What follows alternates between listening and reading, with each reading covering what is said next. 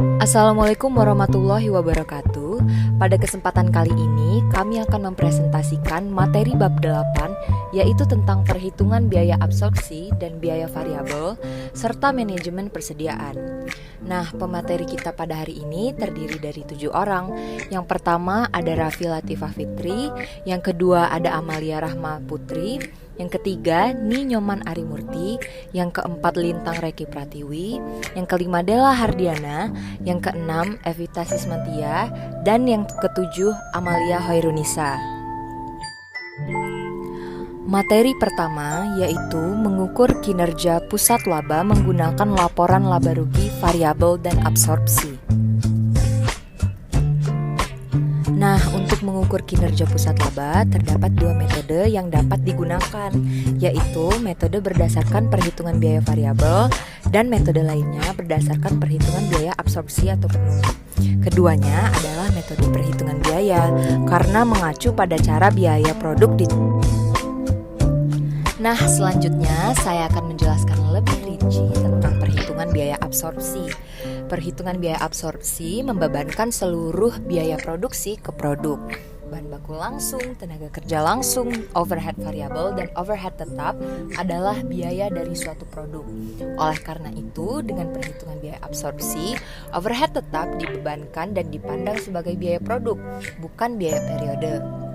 Dengan metode ini, overhead tetap dibebankan ke produk melalui penggunaan tarif overhead tetap yang telah ditentukan sebelumnya dan tidak dibebankan sampai produk terjual.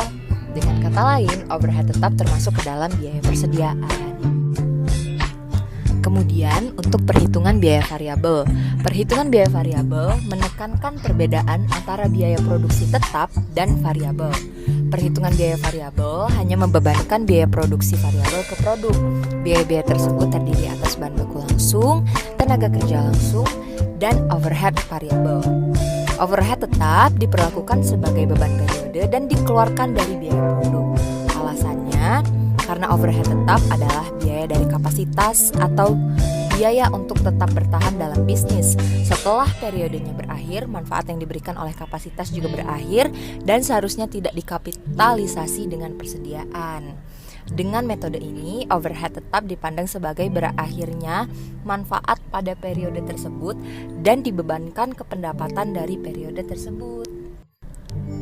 Kemudian, saya akan menjelaskan tentang pengelompokan biaya dari perhitungan biaya absorpsi dan perhitungan biaya variabel. Untuk biaya produknya sendiri, di perhitungan absorpsi terdiri dari bahan baku langsung, tenaga kerja langsung, overhead variabel, dan overhead tetap. Sedangkan untuk perhitungan variabel, tidak ada overhead tetapnya.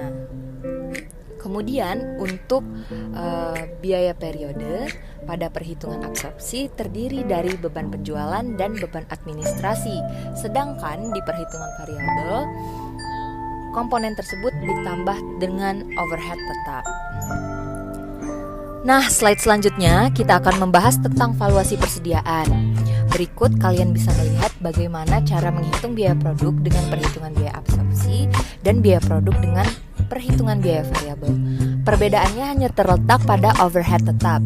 Jika perhitungan dengan biaya absorpsi, komponennya terdiri dari BBL ditambah TKL ditambah overhead variabel dan ditambah juga dengan overhead tetap. Sedangkan pada biaya variabel, komponennya terdiri dari BBL, TKL, dan overhead variabel, tidak termasuk dengan overhead tetap. Selanjutnya, untuk slide ke-8, kita akan menghitung biaya persediaan dengan perhitungan biaya absorpsi. Dengan informasi yang tertera, kita diminta untuk yang pertama, menghitung jumlah unit dalam persediaan akhir. Yang kedua, dengan menggunakan perhitungan biaya absorpsi, hitunglah biaya produk per unit. Yang ketiga, berapakah nilai dari persediaan akhir? Oke, untuk yang pertanyaan pertama, jumlah unit dalam persediaan akhir. Kita dapat menghitungnya dengan menggunakan informasi yang tertera seperti jumlah unit persediaan awal ditambah dengan jumlah unit yang diproduksi, kemudian dikurangi oleh jumlah unit yang terjual. Untuk jumlah unit persediaan awal tidak ada, maka ditulis 0, kemudian ditambah dengan jumlah unit yang diproduksi, yaitu 10.000, kemudian dikurang 8.000 dari jumlah jumlah unit yang terjual. Kemudian kita dapat hasilnya yaitu 2000 unit untuk pertanyaan nomor 1. Kemudian untuk menjawab pertanyaan nomor 2, kita dapat menggunakan rumus yang sudah kita bahas sebelumnya, yaitu menambahkan bahan baku langsung, tenaga kerja langsung, overhead variabel, dan overhead tetap untuk biaya produk per unitnya. Kemudian untuk soal yang terakhir, untuk nilai persediaan akhir, cara menghitungnya adalah dengan jumlah unit persediaan akhir yang telah kita dapatkan dari nomor 1 dikalikan dengan biaya produk per unit absorpsi yang telah kita dapatkan di nomor 2. Kemudian kita dapat nilai persediaan akhirnya di sini $450.000. Nah, kita akan menghitung biaya persediaan dengan perhitungan biaya variabel. Informasinya merujuk pada data dalam slide sebelumnya. Nah, kita diminta untuk nomor 1, berapakah jumlah unit dalam persediaan akhir. Yang kedua, dengan menggunakan perhitungan biaya variabel, hitunglah biaya produk per unit. Yang ketiga, berapakah nilai dari persediaan akhir. Untuk nomor 1, kita akan mendapatkan hasil yang sama dengan perhitungan menggunakan biaya absorpsi. Untuk yang nomor 2, kita menggunakan rumus bahan baku langsung ditambah tenaga kerja langsung ditambah dengan overhead variabel. Kemudian didapatlah hasil $200. Untuk persediaan akhirnya, maka kita akan mengalihkan 2000 unit dikalikan dengan $200, yaitu kita akan mendapatkan jawaban 400.000. Materi yang selanjutnya yaitu biaya produk dengan perhitungan biaya absorpsi dan variabel. Biaya per unit dengan perhitungan biaya absorpsi meliputi biaya bahan baku langsung, biaya tenaga kerja langsung, biaya overhead variabel, dan biaya overhead tetap. Biaya per unit dengan perhitungan biaya variabel meliputi biaya bahan baku langsung, biaya tenaga kerja langsung, dan biaya overhead variabel. Oleh karena itu, biaya produk per unit dengan perhitungan biaya absorpsi selalu lebih besar dibandingkan dengan biaya produk per unit dengan perhitungan variabel. Laporan laba rugi menggunakan perhitungan biaya variabel dan absorpsi. Oleh karena biaya produk per unit adalah dasar bagi beban pokok penjualan, metode perhitungan biaya variabel dan absorpsi dapat menghasilkan angka laba operasi yang berbeda. Perbedaannya muncul karena jumlah biaya tetap yang diakui sebagai beban dengan kedua metode tersebut. Penyusunan laporan laba rugi dengan perhitungan biaya absorpsi. Laporan laba rugi dengan perhitungan biaya absorpsi digunakan untuk pelaporan kepada pihak di luar perusahaan. Semua biaya produk dimasukkan sebagai beban pokok penjualan. Solusi untuk membuat laporan laba rugi yaitu 1. Beban pokok penjualan sama dengan biaya produk per unit dengan absorpsi dikali jumlah unit yang terjual. Di bawah ini merupakan contoh laporan laba rugi perhitungan biaya absorpsi. Penjualan dikurangi dengan beban pokok penjualan akan menghasilkan laba bruto dan dikurangi dengan beban penjualan dan administrasi akan menghasilkan laba operasi.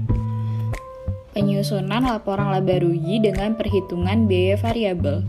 Laporan laba rugi dengan perhitungan biaya variabel bermanfaat untuk pengambilan keputusan di dalam perusahaan. Semua biaya tetap dianggap sebagai biaya periode. Saat periode waktu telah berakhir, manfaat dari biaya tetap juga berakhir. Solusi untuk membuat laporan laba rugi yaitu 1. Beban pokok penjualan sama dengan biaya produk per unit dengan perhitungan biaya variabel dikali jumlah unit yang terjual. Di bawah ini merupakan contoh laporan laba rugi dengan perhitungan biaya variabel, yaitu penjualan dikurangi beban variabel, yaitu beban pokok penjualan variabel akan menghasilkan margin kontribusi dan dikurangi dengan beban tetap, yaitu overhead tetap ditambah dengan beban penjualan dan administrasi tetap, maka akan menghasilkan laba operasi. Hubungan antara produksi, penjualan, dan laba. Hubungan laba menurut perhitungan biaya variabel dan laba menurut perhitungan biaya absorpsi berubah ketika hubungan antara produksi dan penjualan berubah. Apabila barang yang terjual lebih banyak dari yang diproduksi, maka laba menurut perhitungan biaya variabel akan lebih tinggi dari laba menurut perhitungan biaya absorpsi. Menurut perhitungan biaya absorpsi, unit-unit yang keluar dari persediaan mengandung overhead tetap dari periode sebelumnya. Selain itu, unit-unit yang diproduksi dan dijual telah mengandung seluruh overhead tetap periode berjalan.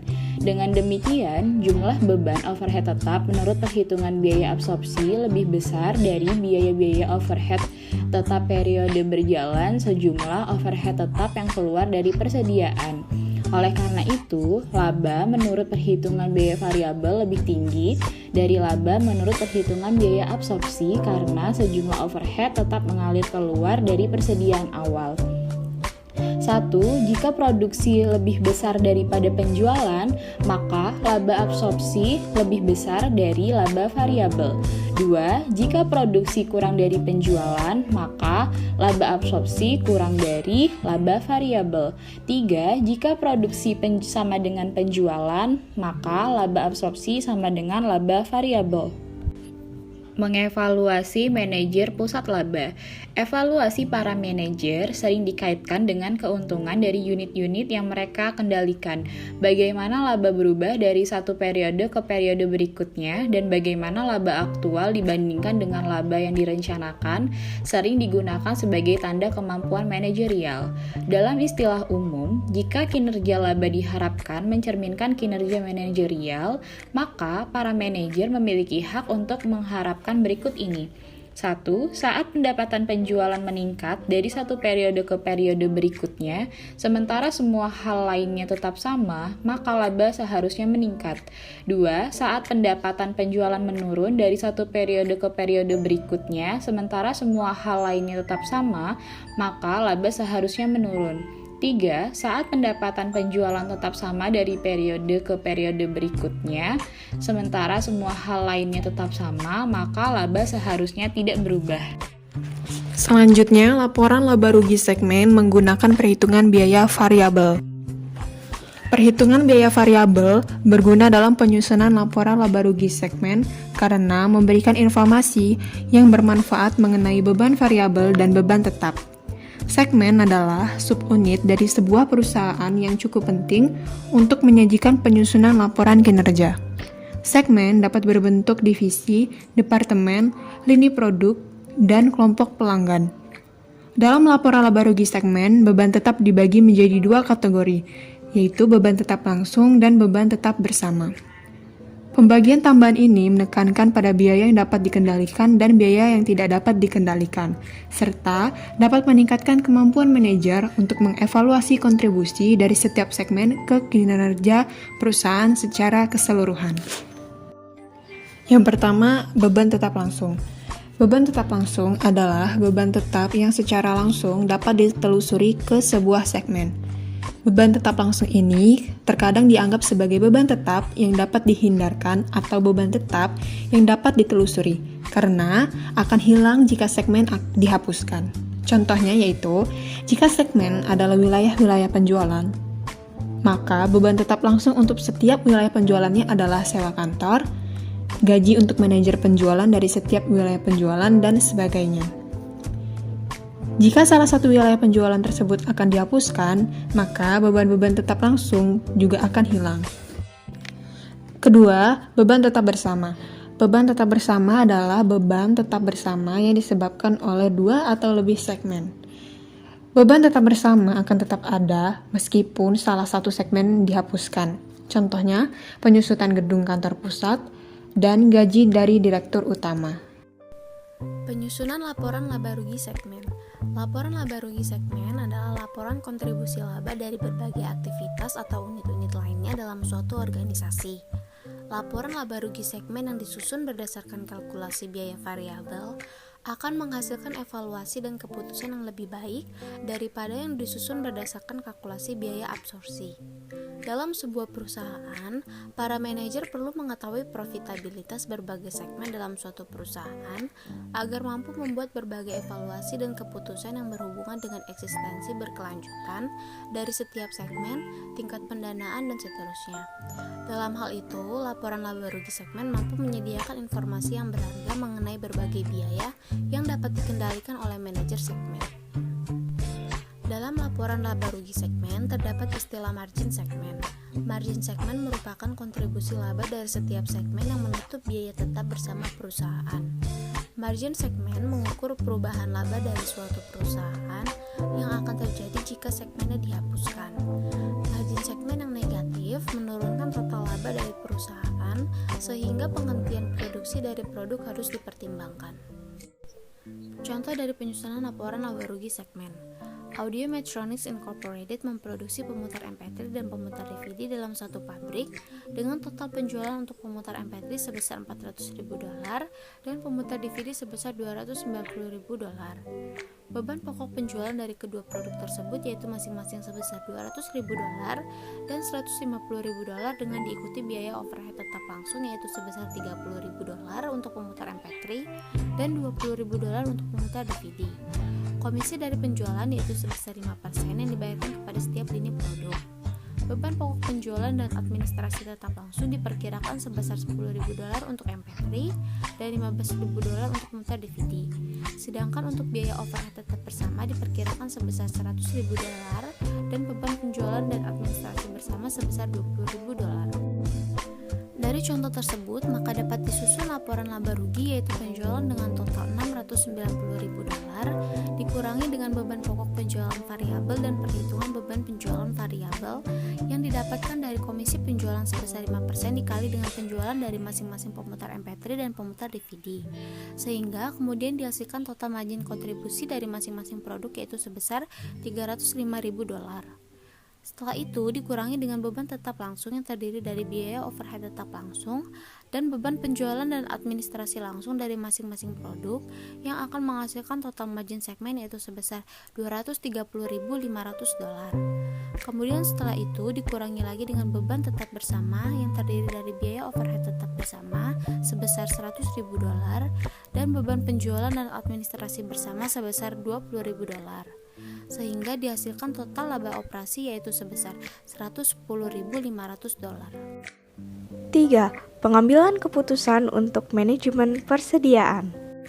Yang pertama adalah biaya terkait persediaan. Di sini terdapat 3 jenis biaya. Yang pertama ada biaya pemesanan, yaitu biaya-biaya untuk menempatkan dan menerima sebuah pesanan. Contohnya adalah biaya pemrosesan pesanan, biaya asuransi untuk pengiriman, dan biaya menurunkan dan menerima pesanan. Yang kedua, ada biaya penyimpanan, yaitu biaya-biaya untuk pemeliharaan dan menyimpan persediaan. Contohnya, biaya asuransi, pajak atas persediaan, keusangan, biaya peluang dari dana yang terikat di persediaan, biaya penanganan, dan tempat penyimpanan. Lalu, jika permintaan tidak diketahui dengan pasti, maka muncul kategori biaya ketiga dari biaya persediaan yang disebut dengan biaya kehabisan persediaan, yaitu biaya karena produk tidak tersedia saat diminta oleh pelanggan atau biaya karena tidak memiliki bahan baku saat diperlukan untuk produksi. Contohnya adalah biaya kehilangan penjualan, biaya mempercepat produksi, dan biaya dari terganggunya produksi. Selanjutnya ada rumus-rumus untuk menghitung biaya pemesanan dan biaya penyimpanan. Yang pertama ada total biaya terkait persediaan, yaitu didapat dengan menjumlahkan biaya pemesanan dan biaya penyimpanan. Yang kedua ada biaya pemesanan, yang didapat dari jumlah pesanan per tahun dikalikan dengan biaya menempatkan sebuah pesanan. Yang ketiga ada jumlah unit persediaan rata-rata, yaitu jumlah yang dipesan dibagi 2. Yang keempat ada biaya penyimpanan yang didapat dari jumlah unit persediaan rata-rata dikalikan dengan biaya penyimpanan 1 unit dalam persediaan. Selanjutnya ada contoh soal untuk menghitung biaya pemesanan, biaya penyimpanan, dan total biaya terkait persediaan. Informasi yang diberikan adalah Mal O Cars Inc. menjual beberapa merek mobil dan menyediakan layanan purna jual untuk merek-merek mobil tersebut. Suku cadang X7B digunakan untuk memperbaiki pompa air. Setiap tahun, 10.000 unit suku cadang X7B digunakan. Saat ini, suku cadang tersebut dibeli dari pemasok di luar perusahaan. Jumlah unit yang dibeli setiap pemesanan adalah 1.000 unit. Biaya untuk menempatkan setiap pesanan bagi Mal O Cars adalah $25 dan biaya penyimpanannya $2 per suku cadang per tahun. Yang pertama, diminta untuk mencari jumlah pesanan per tahun yang bisa didapat dari jumlah unit yang digunakan dalam setahun dibagi dengan jumlah unit setiap kali pesanan ditempatkan, yaitu 10.000 dibagi dengan 1.000. Maka didapat 10 pesanan per tahun.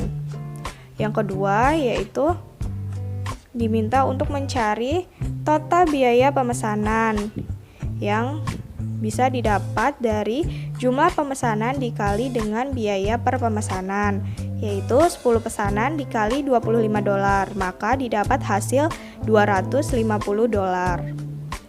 Yang ketiga yaitu mencari total biaya penyimpanan yang didapat dari jumlah unit dalam persediaan rata-rata dikali biaya penyimpanan 1 unit persediaan, yaitu 1.000 dibagi 2 dikalikan dengan $2, maka didapat hasil $1.000.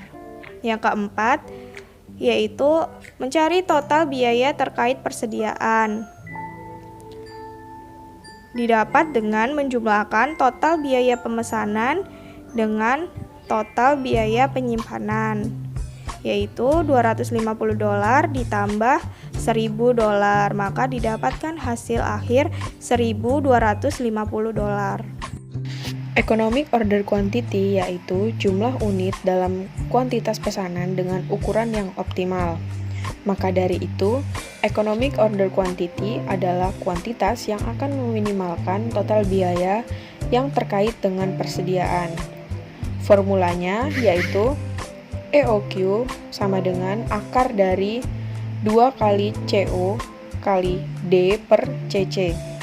Adapun CO yaitu biaya untuk menempatkan satu pemesanan, D yaitu permintaan tahunan atas satu produk dalam unit, CC yaitu biaya penyimpanan satu unit dalam persediaan selama setahun.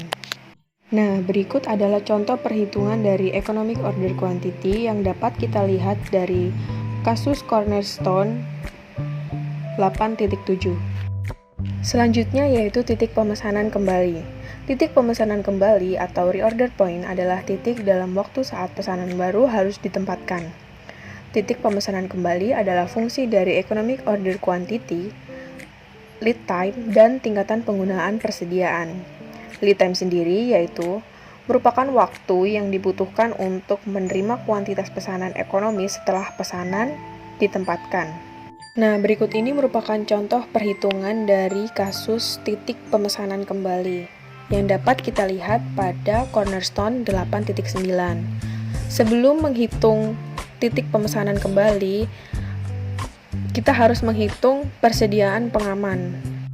Nah, selanjutnya kita bisa menghitung titik pemesanan kembali dengan rumus penggunaan harian maksimum dikalikan dengan lead time, seperti pada contoh di Cornerstone 8.9. Lingkungan ekonomi di berbagai perusahaan yang memiliki biaya setup yang tinggi dan berproduksi dalam jumlah batch yang besar telah berubah secara dramatis dalam beberapa dekade terakhir.